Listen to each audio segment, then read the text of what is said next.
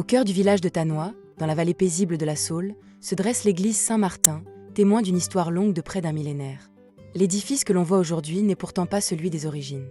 Les premières traces d'une église à Tanois remontent au XIe siècle, époque où les communautés rurales se structurent autour de leur paroisse. Une seconde campagne de travaux, au XVe siècle, adapte alors le bâtiment aux formes gothiques qui se diffusent dans la région de Bar-le-Duc.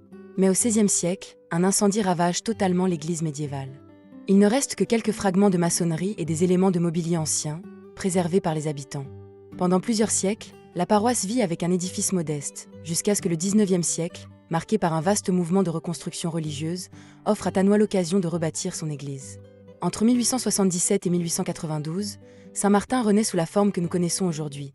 Une église néo-gothique flamboyante, élancée, lumineuse, inspirée des grands modèles du gothique tardif. Les grandes baies ogivales, les arcs brisés et les volumes verticaux traduisent cette volonté de renouer avec l'héritage médiéval, tout en utilisant les techniques du XIXe siècle. À l'intérieur, plusieurs éléments attirent l'attention.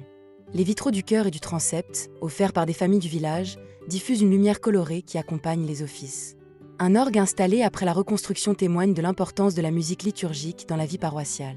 On y trouve aussi des statues anciennes, dont une Vierge à l'Enfant du XVe siècle, rescapée de l'église médiévale, et une sculpture dite la Pietra, probablement remaniée entre le XVIe et le XIXe siècle.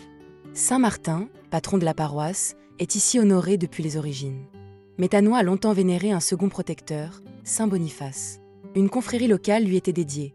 Ses membres cotisaient pour entretenir son autel et bénéficiaient, après leur décès, d'un service chanté gratuit, signe de solidarité villageoise et de piété collective. Aujourd'hui, l'église Saint-Martin demeure le cœur patrimonial de Tanois. Elle forme un ensemble avec l'ancien presbytère installé dans un manoir féodal, l'école communale du XIXe siècle et les maisons rurales qui l'entourent. Plus qu'un lieu de culte, elle est la mémoire du village, une reconstruction patiente, née des ruines, qui raconte 1000 ans de vie locale.